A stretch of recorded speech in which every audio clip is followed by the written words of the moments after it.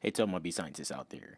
If you are currently a student in STEM or just care about STEM, our guest Janeya Griffin is conducting a survey with Trish in Baylor Medicine.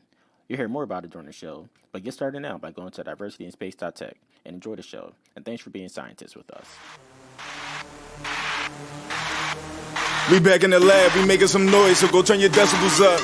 Black skin, white coat, oh no, who was nice as us? Made Jimison, really told us no limit, so we about to take us up. Went from mixing in the kitchen to the lab, and now I can make this up. Whoa! B-SCI, be scientist, B-SCI, be scientist. We shining a light on the people of color to show them how fly it is. B-SCI, be scientist, B-SCI, be scientist. We back in the lab with white coats on our back, time to show what time it is. Hey! And welcome back to the B Scientist Podcast, a podcast by the Black Science Coalition Institute, or B-SCI. My name is Jordan Chapman, and as I always say, we have the dope chemist, Jana Carpenter. And today we are joined by our special guest, Janeya Griffin. And hey, Janeya, how are you today?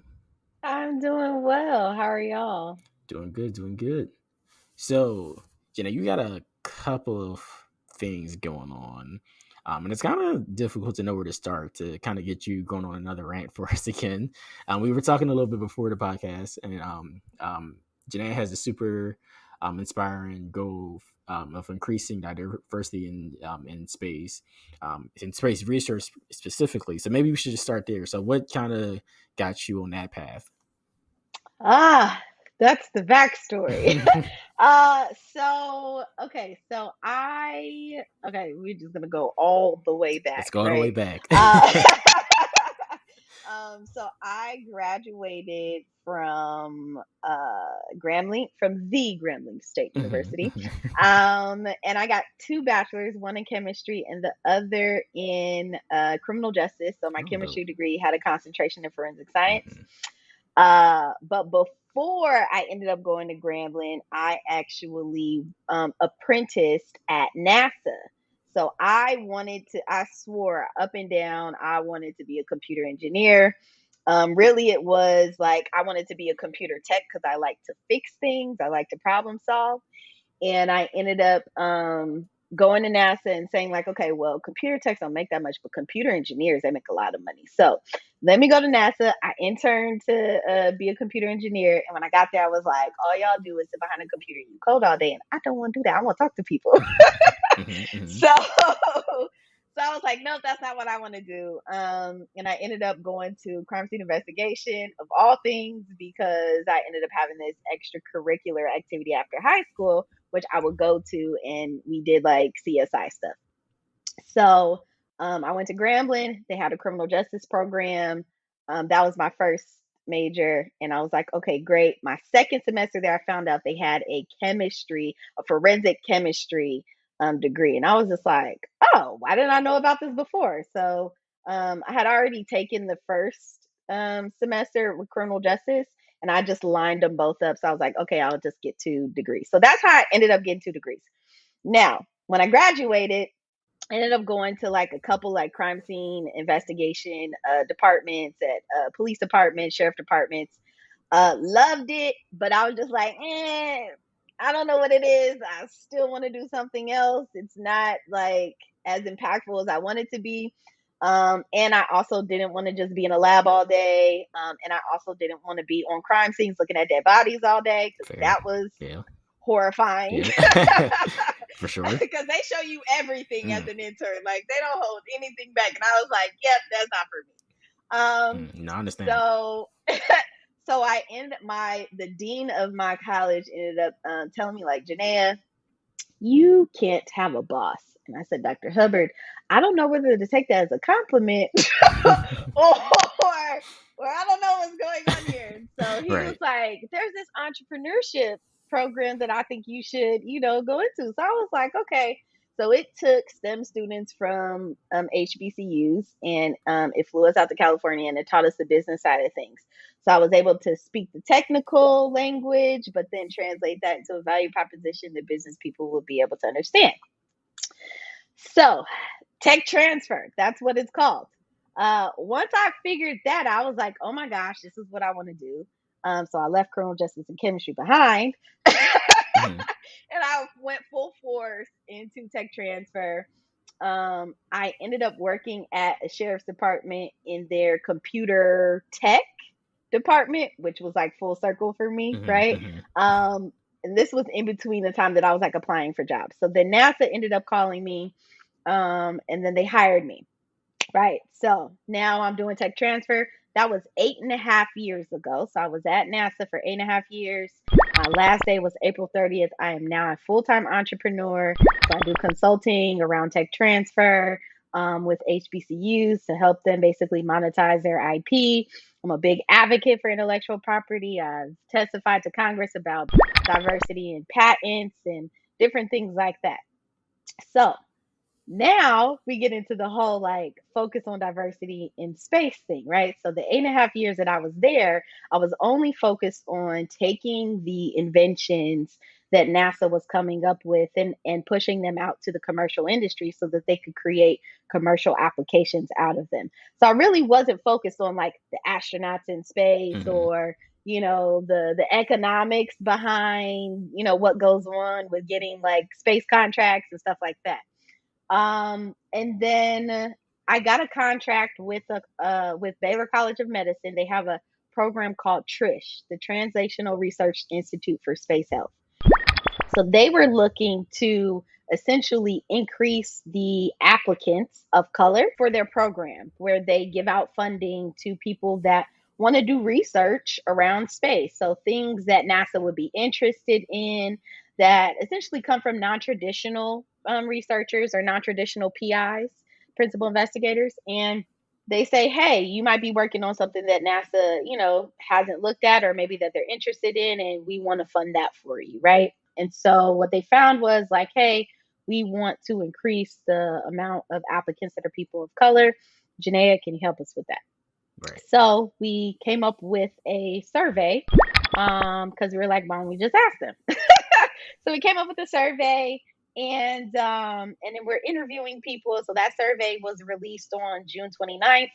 It has been open for about a month now. It'll probably be open until like mid-August, sometime around there. But we're trying to get as many people of color as possible who are in the STEM area to take this survey, because we want to get the insights and the barriers that people of color are facing when it comes to getting funding for their research. And the focus with Trish is really on space health, right? But there are a lot of barriers that exist for people of color who are just doing research in general, especially when it comes to STEM fields or just any fields like that. You look at access to funding or access to capital. You look at mentorship. These are all of the barriers that we see across industries, right? So if you're a person of color, a lot of the barriers that you're facing, your counterparts are facing as well, in terms of the type of research that you might be doing, or the access to some of the resources that you have. So what we're trying to do with collaborating with Trish is to dismantle those barriers that exist. They are creating a diversity program where they want to make sure that those barriers are not included in the solicitations that they are putting out. And so a lot of the information that we receive in this survey will be given to them to inform the development of this solicitation. So we want to get as much insight as possible from the people who are affected the most, right? Which are Black people. Right. But people of color in general, right? There are a lot of different, when we talk about diversity, there's age, gender, race, but where we see the most impact or the highest impact, the highest lack right now is with African Americans. And so they're doing their initial focus is going to be on race and ethnicities, and then they're going to move into other areas of diversity so that they can cover the gamut and increase diversity for all in space, specifically in regards to space health for a better humanity. So that really got me interested, because I was like, my focus was not on space and in terms of astronauts and the health of astronauts and different things like that. It was just on the technologies that were being used within that industry and how we could put them in alternative industries for them to be leveraged. So now here I am. Right. That's incredible. Hmm. Yeah. So I'm wondering because I mean you have a really rich like history of kind of finding yourself and like knowing that where you know like you find that okay, I'm not comfortable here. Let me find something else that I can do to make you know change where you want to see change. So was there a Yeah. certain point where you knew okay, I can no longer do this? Like was there a specific moment or instance that you were like what I'm saying is not helping the greater good. So now I need to become that advocate that I need. Yeah. I think that, for me, it just I have a focus, and when I like want to solve a problem, like I put all my eggs kind of like in that basket. And so like I said, I was at NASA for nearly a decade, and I was not focused on increasing diversity in space from this lens, right? It was more so around getting Black owned businesses or getting minority owned businesses to license these technologies so that they can have like tech based or tech enabled companies from the economic standpoint. So, after I did the research and I looked and I'm like, wow, this industry, it lacks diversity for sure. And then as I'm going back and I'm thinking about it, I'm like, yeah, no, I haven't really seen, it's kind of like the blinders were kind of like taken off. And so I was just like, wow, I have to do something about this. Like I just felt very compelled, right? Because I have been given the privilege to have access to certain information that a lot of people don't have access to.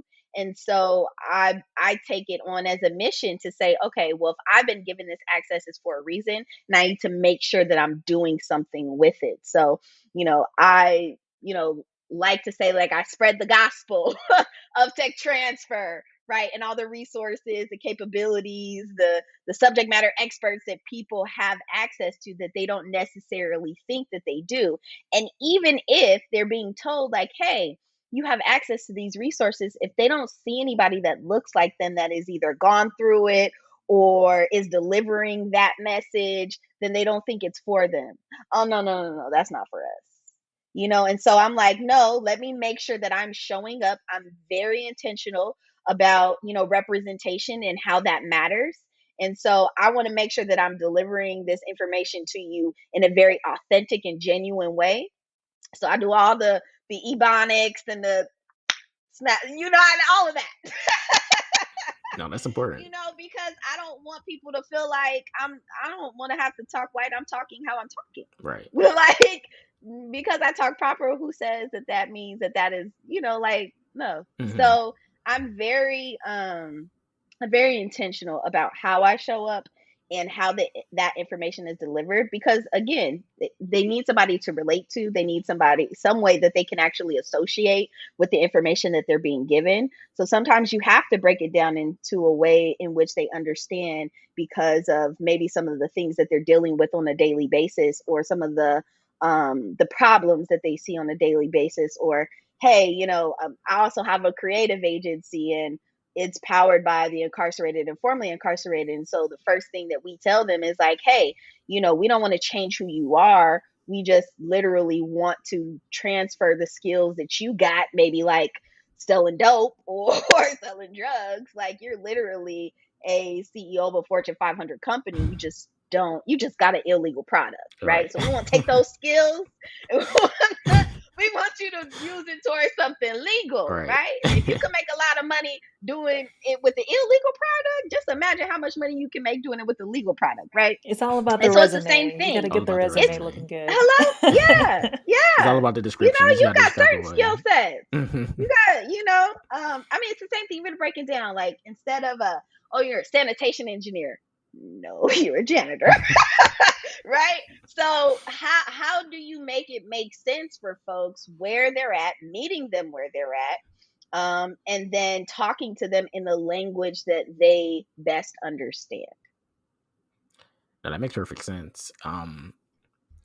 But I'm sure like there are some challenges too. I mean, well, you've already kind of touched on a lot of them, but and it's kind of a more personal question. But in I'm going to guess at NASA and just in astronomy and space research and things like that, that like you've already been saying, like diversity for Black people is, I'm going to guess, low, but you're a woman, so how is that also impacting that too? I would say that, and this actually came up a lot too, right? Because I haven't really practiced in my field. Like, so I was never like the chemist in the lab after I graduated, right? My experience as a scientist comes from, going to class and then that was it, right? I did my internships and then after that, like I wasn't a professional, Hmm. right, in the field. It wasn't my professional career, and so I may not have experienced a lot of things which I know that my sisters have, right? Right. And so I hear the stories, but that was not my experience, Okay. right? And so for me, when Hidden Figures came out, I Hmm. had people that were like, "Oh, Janeya, we want you to come and speak, because you're at NASA." And I'm like, "Yo, I'm not the one to go and talk about that, right?" Like, I didn't have the issues. I never faced that. And so one thing that I had to understand was, because of them, that is why I don't have those issues, right? Right. That makes Now, sense. it that doesn't mean that those issues don't exist, Hmm. but the areas that I'm in, though, I didn't have to face those issues because they kind of went through them before, right? Now, there are certain areas where you go into and they may be very like heavily male dominated areas, white male, right? And so you're the only Black woman there, and so there's a fight, right? There's a fight like no other. um I am a referee, high school basketball referee, right? And I was the only woman at times, not the only Black woman, just the only woman, like, period. Right? And so being in a very heavy male dominated field, like, it is very difficult. And I could say, hey, I understand how you feel, because I am in certain places, and sometimes there are certain things that are said that, like, you know if I was a bit more sensitive, like, or if I wanted to, like, I could, like, bring up a sexual harassment charge or whatever. And so I think, as women and as Black women, right? Now, women being a woman is different from being a Black woman. Like, those are two completely different things. Because Hmm. as a woman, like, there's certain things that you have to deal with. But as a Black woman, like, not all women face the same things that Black women face. Say Right. it louder. Man, that just it's different. Like, Malcolm X was not wrong. He was not Hmm. wrong. Hmm. Okay.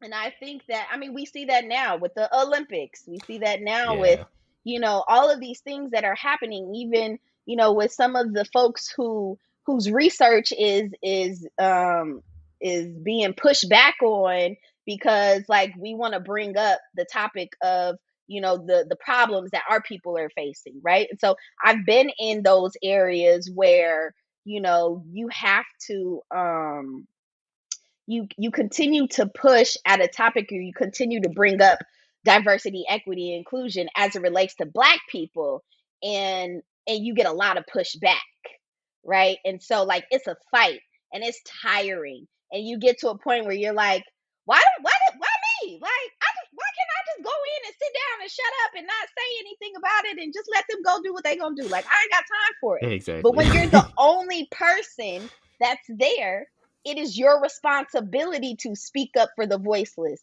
the people who are not in the rooms, right? And Mhm. so, yeah, black women are tired because we have to do it on a daily basis, not just for all Black people, but specifically for Black women, because at times even Black women are being ridiculed from Black men, right? Yep.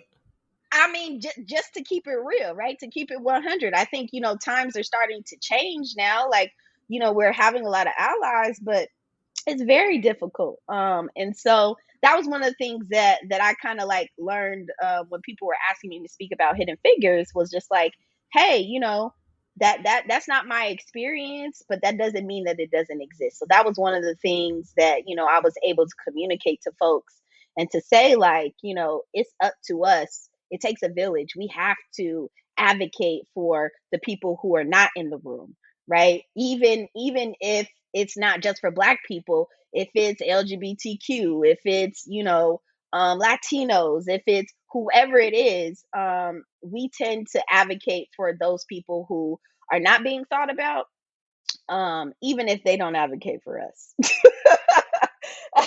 No, that that's is what fair. I have seen in the past. That's So, fair.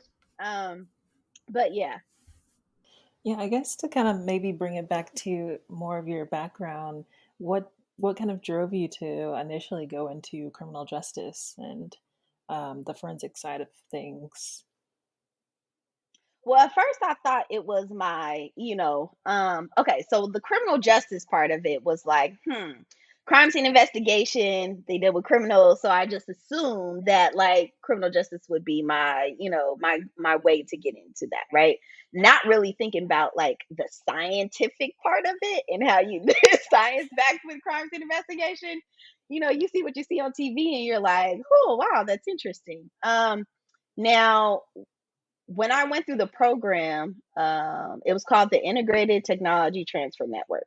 One thing that they did was they helped us to identify what our passion was.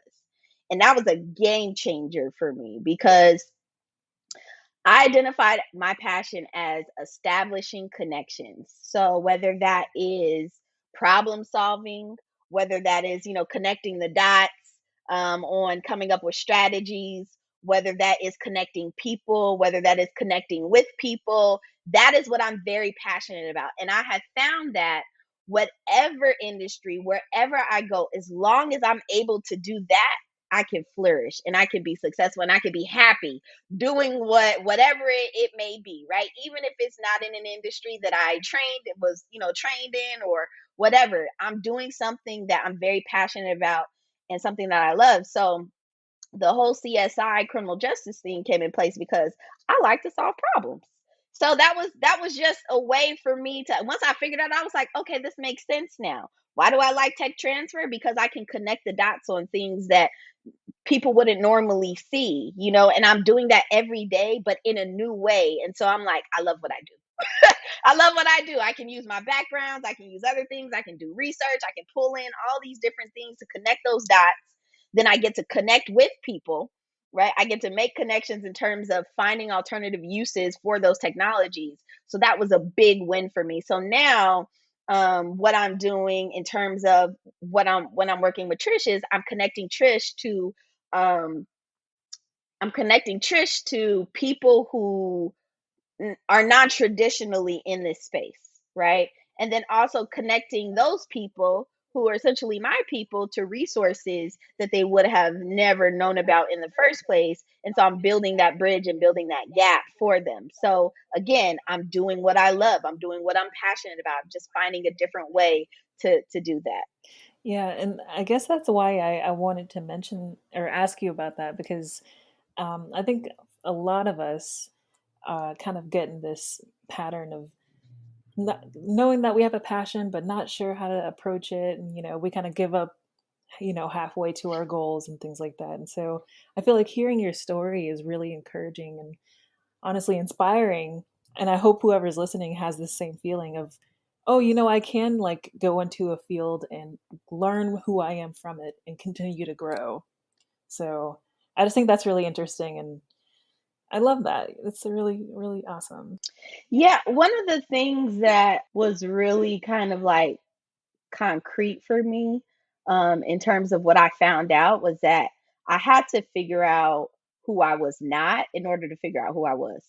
And I was just like, I had to try so many different things, but I was okay with that. Like I did the CSI thing, then I interned at NASA, then I interned at a sheriff's department, and then I interned in computer tech at another sheriff's department. Like there's so many different things that I tried and I was just like, nope, don't like that. Nope, don't like that. That points me over here. But I was willing to do that, right? And I think that's where um you can flourish the most is if you fail and fail often and fail fast, And right? fail forward. Um, and fail Right, forward, right. right? And so, I think for me, I learned to start treating like jobs and different things that I wanted to do as internships. Even if I was like, okay, NASA, that was an internship, right? To get me to where I actually wanted to be. Like, I was talking to my sorority sister, and she was, I forget what we were talking about, but I ended up telling her, like, yeah, NASA's a stepping stone. And she was like, did you just say NASA is a stepping stone? And I'm Yeah, like, that's a yeah, that's because I don't plan on being here forever. Like, this is not the end all be all. I've been here a little bit longer than I felt like I should have. But, I've learned that, I've learned when to leave, mhm. right? Like, if I begin to serve that thing or that job and it is no longer serving me, then it's time for me to go. If it's not serving me, then I don't need to be there. And so that's how I'm able to kind of figure out, like, okay, what's next for me? Is it still serving me? Is it still like in alignment with what I need to do, or where I'm going? I don't know when I'm gonna get there. I might be there already, Mhm. right? And then once I reach that destination, there's still more. Like, there's still more. What's This next, lady, right? this lady, first she said NASA's a stepping stone, and I'm yeah, and in my head, I'm just trying to think about like the analogy. I'm just trying to think of an analogy to that, and the Like, only I one think that we comes to have like the the, title of this episode now. yeah, Like, that NASA was was just iconic. just like I'm just trying to think like if NASA's like what you just basically said was like they reaching for the stars and I'm not even looking at the stars. I'm just in my head, I'm just trying to like I'm really putting that together. Like this lady was like, no. I don't care about them. I'm going further than that. That is crazy. That's wild. That's super inspiring. Thank you. I mean, we have to, I think the biggest thing that we tend to lose, that people have stripped from us, is our ability to dream, right? And to dream big, because For sure. we're so focused on surviving, especially as Black people in America, right? We're so focused on surviving, on making sure we're not stepping on somebody's toes or making somebody mad, or we don't want to anger this person over here. Like, we're so focused on just surviving that we forget to live, right? And so I'm like, nah, I'm gonna live. I'm Right. gonna live. I want to love what I do, right? Because if I love what I do, I'll never have to work in real life. Like, I'm loving what I do, right? I love to talk to people. I love to make connections. I love to make an impact, right?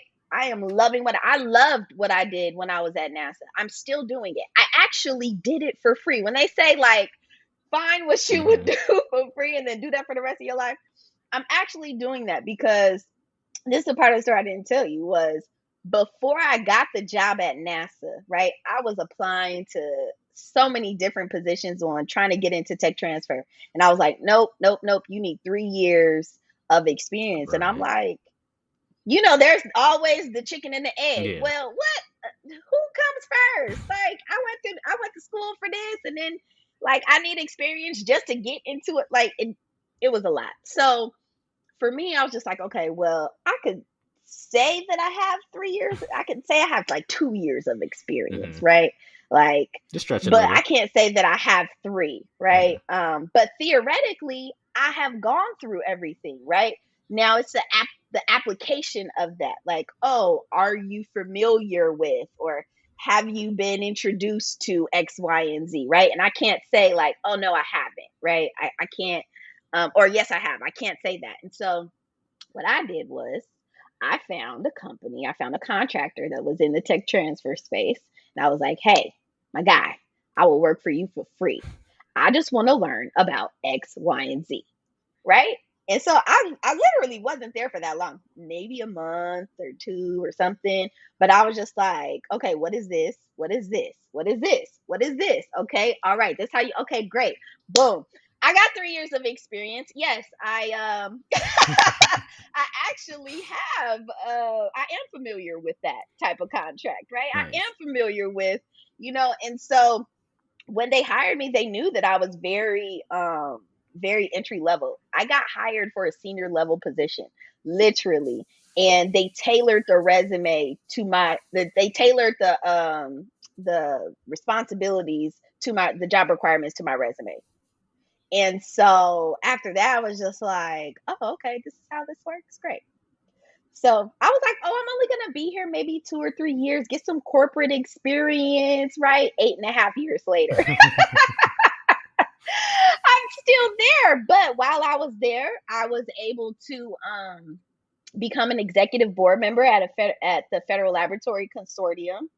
And so I was a member at large for like 4 years. And while I was there, I was like, okay, I was the only Black person, not woman, the only Black person. I think I was the youngest, but I don't know, because Black don't crack. So, but when I was there, I was just like, okay. After the first year, I'm like, what do I do? Like, I'm just here. Like, no, I'm gonna figure something out. So I created an ad hoc committee that was focused on increasing minority-owned business engagement with federal labs.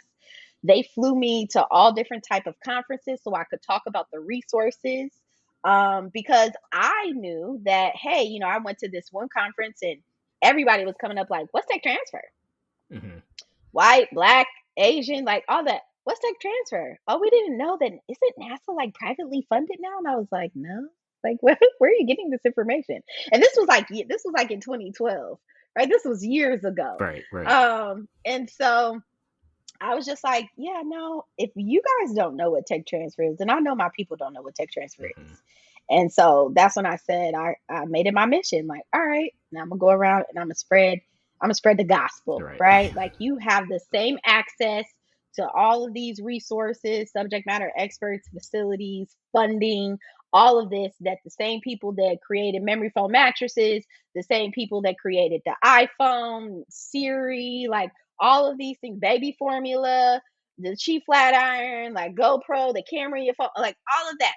We have the same access, right? And this is how you do it. And if you need help, here's my email address and my phone number. Call me.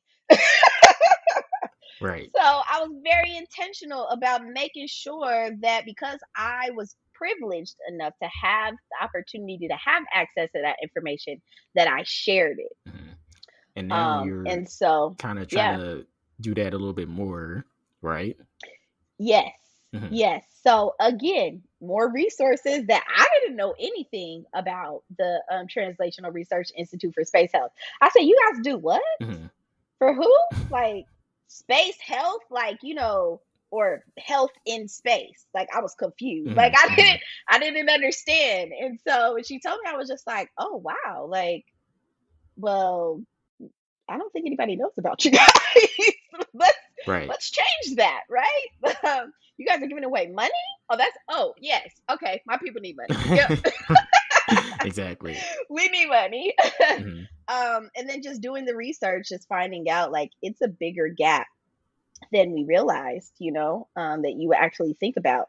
And if you're only focusing on people going to space as astronauts, then you're missing a whole nother gap that exists when it comes to Black-owned businesses or minority-owned businesses getting space contracts or getting contracts for the space industry. So that's not just satellites and drones and the vehicles that they're flying right now, the rockets and stuff like that. Like, there's a huge gap that exists for those types of companies that are not people of color. So, that are people of color.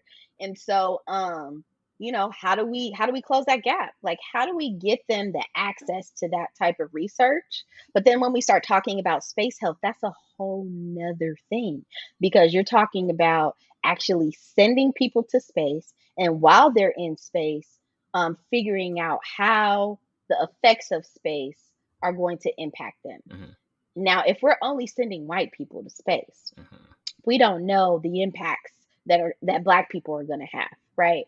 I was reading something about how they are now harvesting melanin from plants that were found in Chernobyl, because the melanin that comes out of those plants is far more superior in protecting people from radiation, right?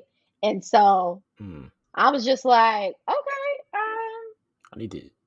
now that's different, Right. right? And so, what are other studies that are going on that would affect Black people? Because you start talking about melanin and harvested melanin, like I'm gonna look at you crazy if you don't correct, if you don't, Yeah. give me context to what you're doing. That definitely needs context for sure. For sure. I'm gonna look at you crazy. So, I think there are a lot of issues that Black people are facing, that people of color are facing, that only they would know how to solve, or that only they would pick up to do research on. And Yeah. that's important, right? Because if if we don't have Black people, or we don't have people of color who are part of not just the discussion and the conversation, but a part of the solutions, then we're going to be on another planet begging for diversity, equity, and inclusion all over again. Yeah. Like we are. And we're gonna why isn't there anything that's for Black people? Well, there should be research that is being done. So if you're looking at, cancer research, if you're looking at how brain imaging, if you're looking at mental health, right, it's going to affect people differently from all walks of life. And so we need representation from everyone, right? Different ages, different genders, obviously, different races. Hmm. So I think that's important. And I think, Trish is really being intentional about making sure that they are asking those questions, not to just one group, right? But to everybody, to every demographic. How can we help you? How can we make sure that there are not barriers that are integrated within our solicitations, right? And so these are some of the things that they're saying to me, and saying like, okay, like how do we make sure that we're communicating this, and we're making sure that we're providing support in a way where people can be successful. Right. So and definitely, I really like what you said about um, that there are certain research questions that wouldn't even be asked if not for specific people or from different backgrounds asking those questions, and especially when it comes to Black people. Because I know for me, my dissertation research is focused on um, what are the essentially the geochemical impacts of slavery and versus the geochemical Mm. impacts of previous Native American occupation. So, and as far as I know, no one's really asked that question that way. And there's not even a lot of research, which makes it real difficult sometimes to even figure out what I'm supposed to be doing. So I definitely 100% agree with you on that I don't think anyone would ask that type of question if not for someone like me coming along who had some of those skill sets coming in and was hoping to improve them. So I 100% agree in that. And then I wanted to get back to kind of what you were saying about these new technologies in space. I know from some of our other conversations, like before we started recording today, that you were saying that you have been thinking about hosting a panel slash think tank, um, and also creating like almost like another like a Black and X type of thing. So can we talk about the panel first, because I know that's happening on Friday, and then some of your ideas for other stuff. Yeah, so the panel is really a complementary to the survey instrument Mhm. and the interview. We want to really understand what those barriers are, and we can get people to fill out the survey, and we can get them to interview. But I mean, if we can get people to talk about together collaboratively what some of those solutions are, then some of those recommendations can also be passed off to Trish, so that they can implement them right away, right? And so I think that is the gist of having the event, right? Outside of us just really coming together to have a conversation about why this is important, what are some of the things, who are some of the players, what are some of the resources even outside of Trish? Like, what are other resources that exist within the space industry or within space health? or just research funding in general, right? What are other institutions or agencies like Trish? Where are they? Who are they? How do we get in contact with them, right? B-SCI What needs to does know their all of these application questions. We need to know process the look answers to like? all of these things. Yeah. Yeah, where are these resources at? Because again, it's not always about having the access. Sometimes you even have to know where to go. You don't know what you don't know. So you can say, oh, well, Google is, endless. But if I don't know what to search for on Google, like, I'm not going to get to where I need to go. Like, I have to put in a destination in order to get there, right? Yeah, for sure. So if I don't know what destination to put in, or if I don't even know what street it's on, I don't even know, any type of information about it, keywords, any of that. I don't know what I'm looking for. I don't even know how to get there. And so I think that there has to be that layer of transparency that exists to where, a lot of this information that I wouldn't say is hidden, but it's hidden. It might not be hidden on purpose, but it could be hidden on purpose, It's right? almost Because intentionally there are out a of lot of reach. Yeah. yeah, it's a lot of systemic things that have been put in place, that really stop us from getting the information that we need or getting access to the information that we need, including the people that we need to get access to. Because having your network and the proximity to the type of people or the organizations or the institutions that you are around is very important. Because if I live next to a NASA center, then I know more about NASA. I know that, hey, I know what NASA is. I know, where it's at, at least the basics, right? Some people maybe have never even heard of NASA, right? And that's crazy. Or maybe they think that NASA is just so, like, NASA was a long time ago. Like, now we just have Elon Musk and the private industry is taking over space, Right. right? Not knowing that Elon Musk gets all his Mm-hmm. money from the government, Mm-hmm. right? Which we see that in the news now. Jeff Bezos got pushed out. They got, nah, you can't win this contract, right? So understanding that, commercialization has been a thing forever, right? And leveraging those resources, leveraging those opportunities is where we tend to fall short, because we don't know about them. We don't know how to get access to them. Even if we see them, we don't think that it's for us, right? You hit, oh, that's for white folks. That ain't for, no, it is, especially if you start talking about mental health. Mm-hmm. Oh, you got a therapist? That's white people stuff. Yeah. No, it's not. It's not. Mm-hmm. That's a thing. It's not. That is definitely a Mm-hmm. thing. So really breaking down some of those stigmas, right? Especially for our people, because it's not just on other people, right? Some of the systems that have been put in place have really gotten us stuck in a space where we can't even come out of, even when the door is open. You won't walk out, right? You can, there is a fence, but there is not a fence, right?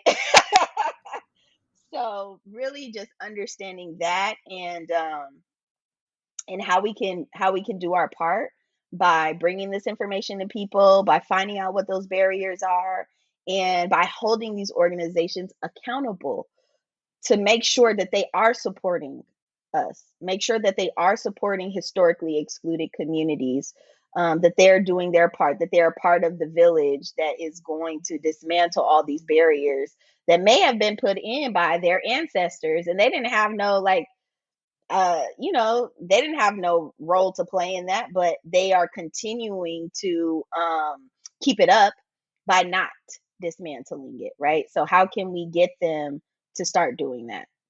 Yes, 100% agree. There's a lot of things that you just said that I'm just trying to put together in my head and try to figure out the next thing to ask you, because we've covered a lot. Honestly, we've gone from criminal justice. I thought we were going to stop at the stars, but you were like, "Nah, we don't. We not just stopping there, just right past them, Jenna." So I mean, so when we talk about black owned in space, then and because I really like that, I know, and like I said in the previous conversation we talked about that, and you said that every aspect of almost life it's going to have to be converted to something that is going to be done in space, Yeah. and not really. I mean, I guess you kind of think about that in the back of your mind, but really, hearing you say that was like, wow, that's kind of impactful to think that like that's a huge industry where that Black people could definitely exploit. And we've already have in some ways. There are definitely like I think like for example GPS. I forget her name right now, but I know that was like but definitely pioneered by Black women. There are just a couple of different technologies that were so just how. But so when we talk about that diversity and like the mechanisms to do that and holding institutions accountable, how do we hold those institutions accountable? Um, well, one, it is the people who are already integrated within those institutions that have to take responsibility, right? Because um, they are, and sometimes it's difficult, right? Because these your bosses, like this how you make your money. You don't want to ruffle no feathers, right? Um, and so sometimes you can, have an external person come in and, they'll look at your organization, but they won't really, really know like what is happening unless the people who are embedded within that organization are speaking up, right? Unless they are saying like, hey, this is not right, or hey, this is right, right? And these are the things that I really like, and these are the things that I think can be improved upon, right? So it really takes the people who are already ingrained within those institutions to take that responsibility and stand up and vocalize what's going on, because people from the outside don't know what's going on, right? We can look in and be like, okay, well, I mean, it seems okay. They seem to have, done X, Y, and Z, but maybe it's their microaggressions, right? Maybe it's the small things that are happening, like one day you go to work and you got an afro and you get cut out a picture of an award you supposed to get. I'm just it's just certain things that happen, right?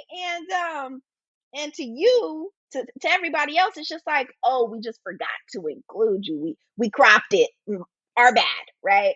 But really, no, you like, is it because I'm Black and I had an afro? Like, so these are, and so you have to ask these questions. You got to press people Mm-hmm. about this to make sure, like, okay, I need to validate or invalidate what just happened, because if you don't, then it's just gonna keep happening, and you're just gonna have to keep sweeping stuff up under the rug, and then you're gonna get upset because it's gonna be it's gonna bottle up, and then when it releases, it's not gonna be pretty, right? And To so be how do we stop that from happening, right. right? Holding organizations accountable looks like speaking up. It looks like pushing back. It looks like sending emails and CCing everybody at the top and not caring, right? That's hmm big boss it energy looks like right there. having very it looks like having very difficult conversations with your leadership when you are not happy. When George Floyd happened and all of that, when he was murdered, and nobody said anything. We just got on the call the next day or over the weekend. When Monday came, we got on the call like everything was okay. No, everything is not okay. And y'all need to understand this. When COVID happened, right? When COVID happened, you were calling. Are you okay? How you doing? I know this is a rough time. You need to call all your Black people. Ask them if they're okay. You don't have to be on one side or another, but they're human, right? They're a part of your team, they're family. Ask them how they're doing. Do they need anything? Can you be there to support them, right? And if they don't do this, speak up about that, right? So that's how we hold people accountable. Ask them, what are they doing to make sure that we're going to dismantle racism, or we're not going to allow systemic oppression to come in, and using those words verbatim, right? We can't sugarcoat things anymore. We can't say like, oh, well, there's implicit bias and unconscious bias. No, it is systemic racism. Systemic oppression. Like, how are we making sure that this is not happening within our organization? And if it is, how are we stopping it? What are the actionable items? Where are the metrics? Where's the data? Why don't we have people from HBCUs? Right. How can you get can I get a budget so that we can get people? Mm-hmm. Don't allow them to just be performative, right? And say like, oh, we're gonna put your black face on here, and we're gonna put out a press release, and we're gonna say, hey, we got a black person that's helping us lead and connect with HBCUs or connect with the black community. And Mhm. do I get a budget? That's my first question. Okay. Do I get a budget? Because we don't need the performative stuff, right? We need money. We need access to capital. We need access to capacity, right? So, really pushing back on that and not being afraid of that. That's all good stuff. I mean, that was a pep talk I needed. Like, Yeah. I feel like I'm about to go talk to my like dean of the grad school Yeah, we tomorrow. could do it Like, both, Jen. We can both go talk to me and Jenna are both at UGA, so we can definitely do that right now. I mean, I think it just, I think I've been more intentional about just showing up and showing up as my authentic self every single day. So, when something happens, like, it's not a like, oh my gosh, Janeya, we didn't expect this from you. No, you knew this was coming. Like, you knew this was coming. Yeah, I knew So, I was gonna you snap. know, I already knew. have everything already laid out. Like, there should be no reason why you're presenting this to me, knowing what you know about me, Hmm. right? And what I stand for and what I believe in and all these different things. So, but I think people are very open and receptive to it when we don't have to be angry, right? And I think that that's a angry black woman or angry black person that they put on us, um, because it becomes dismissive of how we feel, right? And and don't try to dismiss our feelings. Our feelings are very valid. And as a team member, you should be listening, right? Because I'm gonna listen to you when you had issues with Bobby at the water hole or whatever. Like, I listened. Had a whole meeting about Okay, it. a whole meeting Everybody in about the it, lab was right? there. Yeah, I have. Like, you cried on my shoulder. I got you. You know what I'm saying? That was not right. That was not right. And I'm gonna stand up for you. Right. So I think we have to. You have to hold the allies accountable. You want to be an ally. This is what it's gonna take. Hmm. I need you to back me when I go and I ask for, if we have speakers or something like that. How many black speakers will there be? How many people of color will be represented? We need to be asking these questions. And even when I'm not in the meeting, and that I need to be in the meeting, but I can't be, I need you to be my voice. I need you to ask those questions.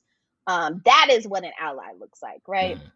I don't even know how we got onto this, but That's a great question. I don't know. it's all Actually. relevant. It's all relevant, though, right? Very.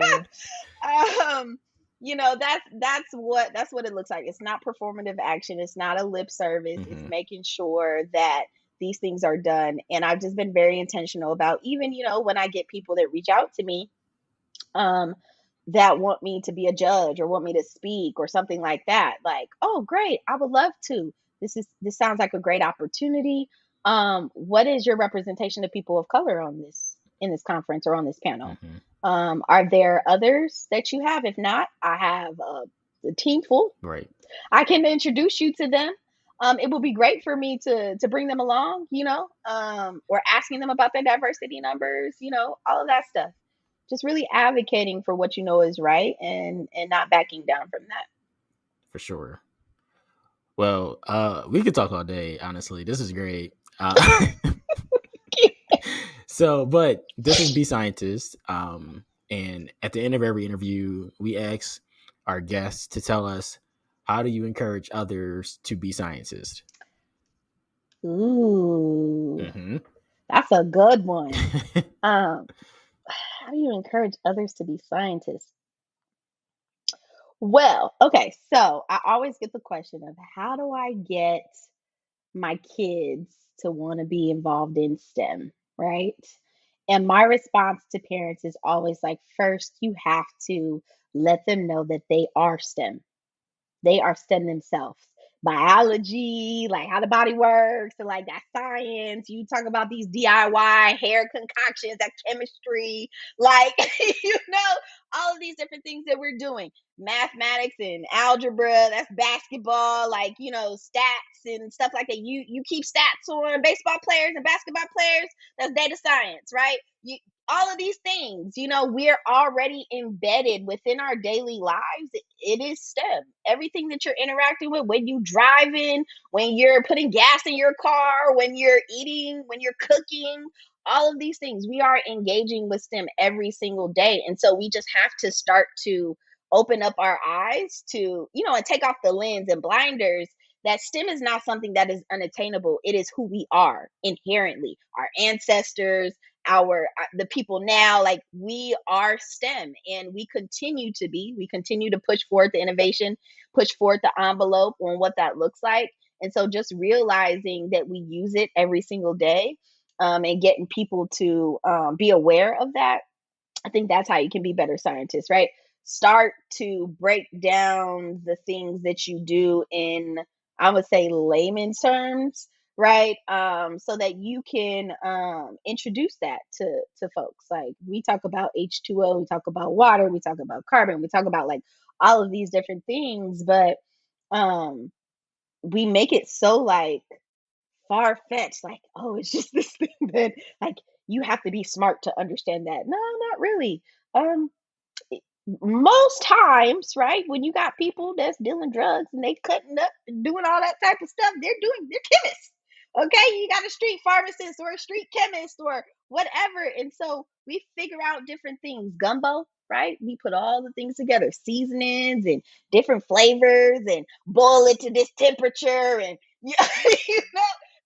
cook it in a cast iron skillet is gonna taste different, right?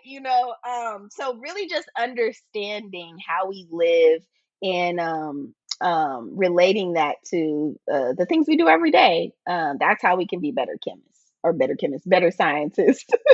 No, you can say chemist is fine. Yeah, hey, I didn't want to be biased or anything,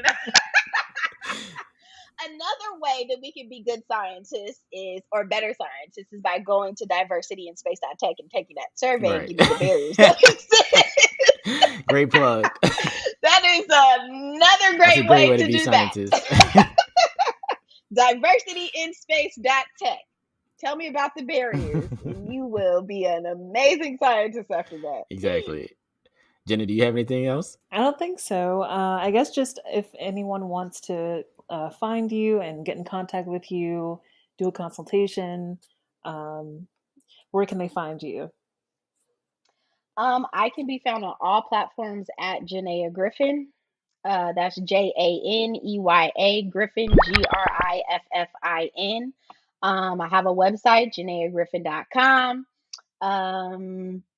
Yeah, I'm on Instagram, I'm on Twitter, I'm on LinkedIn, I'm on Clubhouse. So I don't do Clubhouse as much anymore, but I'm on all of the platforms, the YouTubes, and not on TikTok. I do have a thing, but I haven't figured out how to use that yet. Me neither. I'm not It's that young. difficult. It's difficult. I'm right there with you. But yeah, and then if you want to connect with me directly through email, connect@janeyagriffin.com. Very easy. But yeah, I'm very responsive on all social media platforms, and please reach out to me. And I would love to see everybody at our event on Friday. I will be sharing that link soon, and sending out the flyer, and I'm sure you guys will have the flyer to send out as well. So yeah. Well, thanks. This was amazing. Again, stars are stepping stones, and don't forget to be scientists.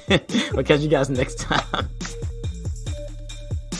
Be Scientist is a podcast by the Black Science Coalition and Institute, or B-SCI, a 501c3 nonprofit.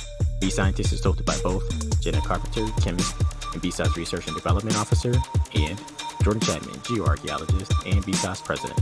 Music is produced by Delaralo, and lyrics are by Ed Gunner. Special thanks to Michael, Mike, Cast, and Marshall, and the Plaza Abbey Studios. If you'd like to donate to B-SCI, visit our official website, bsci.org. That's b-sci.org. Your donation supports Be Scientist and B-SCI's other projects. We couldn't do it without you. So please tune in next time, and always be scientists.